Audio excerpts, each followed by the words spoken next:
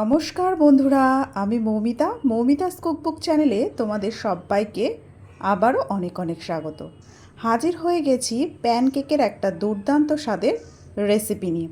তৈরি করা ভীষণই সহজ, হাতে মাত্র 10 মিনিট সময় থাকলে কিন্তু ব্রেকফাস্টের জন্য তোমরা সহজে বাচ্চাদের অথবা বড়দের বানিয়ে দিতে পারবে এই প্যানকেকটি। মাত্র কয়েকটি উপকরণ দিয়েই কিন্তু তৈরি, আর ঘরে থাকা উপকরণ দিয়ে কিন্তু তৈরি এই প্যানকেকটি। ভিডিওটি প্রথম থেকে শেষ পর্যন্ত দেখার অনুরোধ রইল। চলো দেখে নেব পুরো প্রণালীটি। সবার প্রথমে আমি একটা সাফোলা ওটসের প্যাকেট নিয়ে নিয়েছি। তোমরা চাইলে যে কোনো ব্র্যান্ডের ওটস দিয়ে কিন্তু এই প্যানকেকটি তৈরি করতে পারবে। ওটস কিন্তু আমাদের স্বাস্থ্যের জন্য ভীষণই উপকারী একটা হোল গ্রেন। এটাতে ফাইবার যেমন থাকে তেমন প্রোটিন তেমন আয়রন থাকে। ময়দার পরিবর্তে ওটস দিয়ে প্যানকেক তৈরি করলে তা কিন্তু স্বাস্থ্যের জন্য খুবই উপকারী হবে। আর তোমরা সকলেই জানো ব্রেকফাস্টে সকলেরই প্রোটিন এবং ফাইবারযুক্ত খাওয়া খুবই দরকার। সবার প্রথমে একটা মেজারিং কাপ নিয়ে মেজারিং কাপের মধ্যে 1 কাপ ওটস মেপে নিয়েছি। তারপর নিয়ে নিয়েছি 8 থেকে 10 পিস খেজুর। আজকে আমি এই ওটসের প্যানকেকটি অল্প চিনি দিয়ে বানাবো, তাই ব্যবহার করছি এখানে 8 থেকে 10 পিস খেজুর।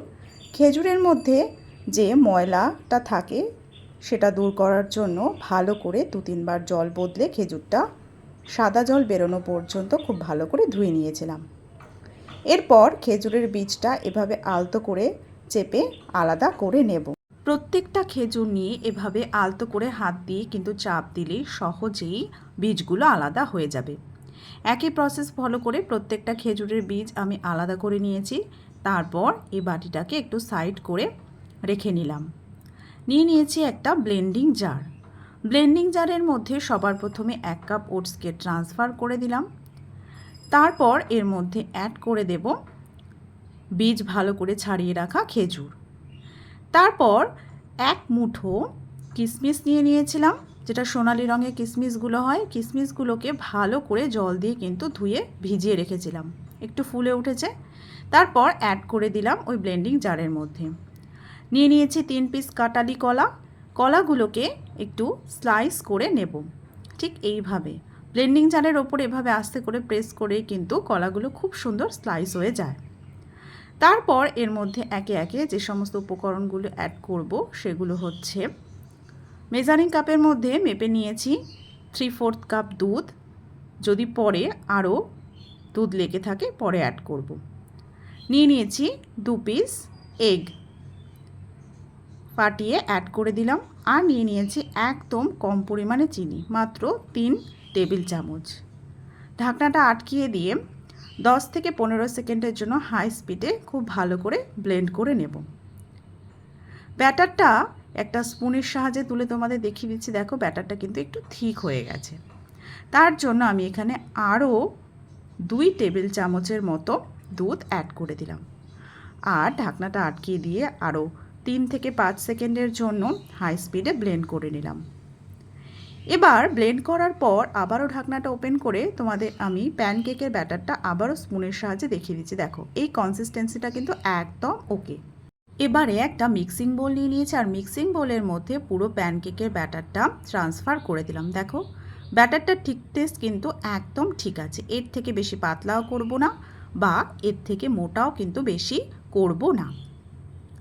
স্প্যাচুলার সাহায্যে একটু তুলে দেখিয়ে দিলাম। দেখো এটা চেনের মতো কিন্তু ব্যাটারটা কিন্তু পড়ছে ওপর থেকে নিচে।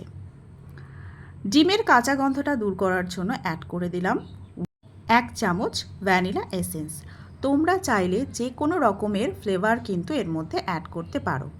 খুব ভালো করে মিশিয়ে নিয়েছি। আর লাস্টে এর মধ্যে অ্যাড করব 1 টেবিল চামচ আমুল বাটার।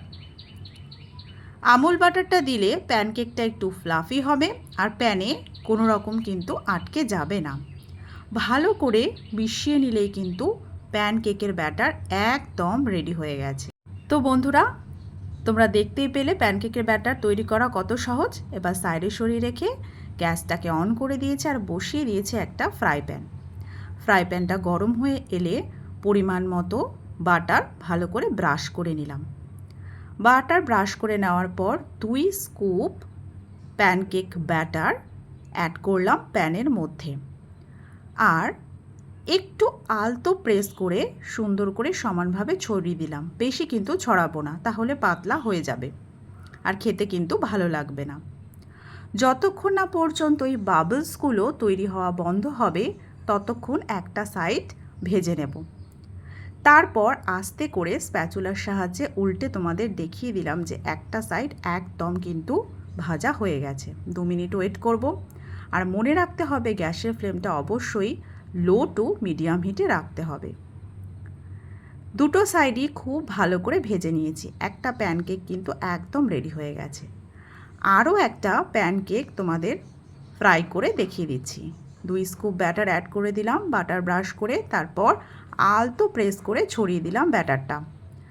তারপর বাবেল ফর্মেশন যতক্ষণ না বন্ধ হবে ততক্ষণ একটা সাইড ভালো করে ভেজে নেব।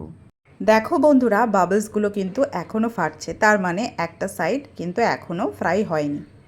বাবলসগুলো ফেটে যাওয়া পুরোপুরি স্টপ হয়ে গেলে আস্তে করে স্প্যাচুলার সাহায্যে উল্টে দিলে আর অপর দিকটা 2-3 মিনিট ভালো করে ফ্রাই করে নিলে কিন্তু প্যানকেক রেডি হয়ে যাবে। তো প্রত্যেকটা প্যানকেক ঠিক একই প্রসেস ফলো করে আমি ফ্রাই করে নেব একে একে।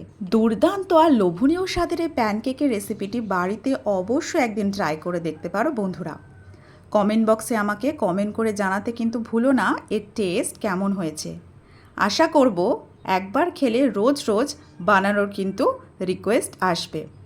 ভীষণ নরম আর তুলতুলে তুলোর মতো হয়েছে। আমার চ্যানেলটি এখনও না সাবস্ক্রাইব করা থাকলে সাবস্ক্রাইব করে রেখো আর পাশে থাকা বেল আইকনটি প্রেস করে রেখো নতুন নতুন ইউনিক রেসিপির নোটিফিকেশান খুব তাড়াতাড়ি পেয়ে যেতে। ভিডিওটি ভালো লেগে থাকলে বন্ধুদের সঙ্গে অনেক অনেক শেয়ার করে দিও। দেখা হবে নেক্সট দিন নতুন কোনো এপিসোডে নতুন কোনো রেসিপি নিয়ে। Thanks for watching.